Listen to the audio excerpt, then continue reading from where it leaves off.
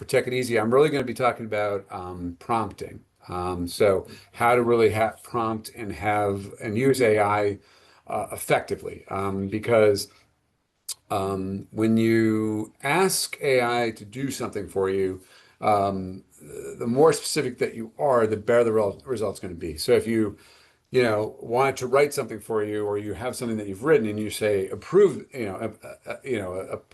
approve, oh my God, improve this.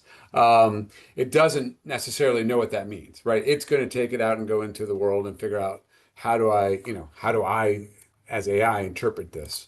So it's only as smart as, the questions that we ask. Sort of, I built a GBT around this that I'll share with you. And I also have a little bit of a guide as well. And I thought what I would do is sort of jump into GBT and sort of play through a few things of sort of a weaker prompt versus a stronger prompt. Yeah, and then see how it goes. So I'm going to share my screen. I am going to be in ChatGPT. I always like to disclose that I have the pro version of that, so which is $20 a month.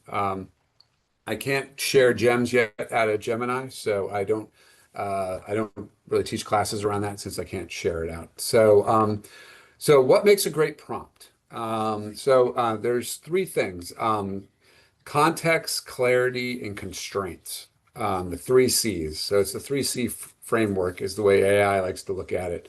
So what does that mean? So context. Who are you? What is the situation?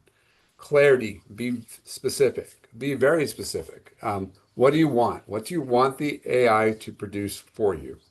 And constraints, what's the length, tone, format, audience that you're looking to speak to? So an example is you could say, write a blog post about whatever topic you want. So that's not going to give it a lot of context, clarity, or any constraints.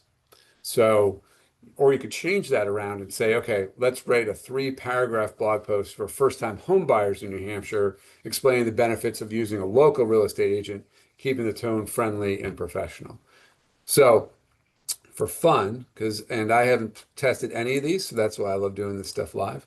So I'm going to say, write a blog post about,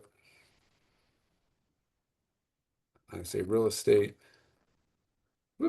in New Hampshire.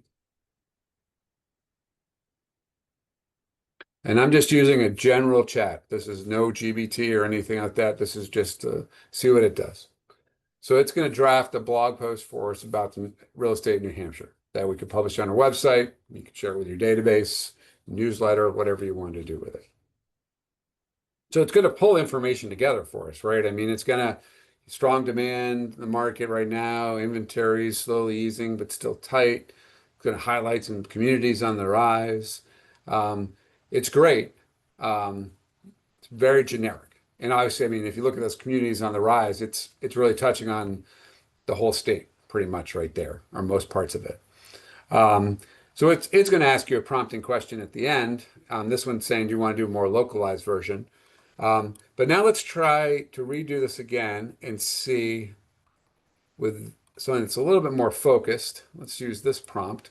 So we're going to say, write a 3-paragraph blog post for first-time home buyers in New Hampshire, explain the benefits of using a local real estate agent, keep the tone friendly and professional.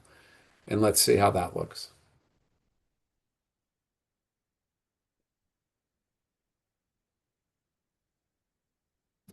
So already it's changed the tone.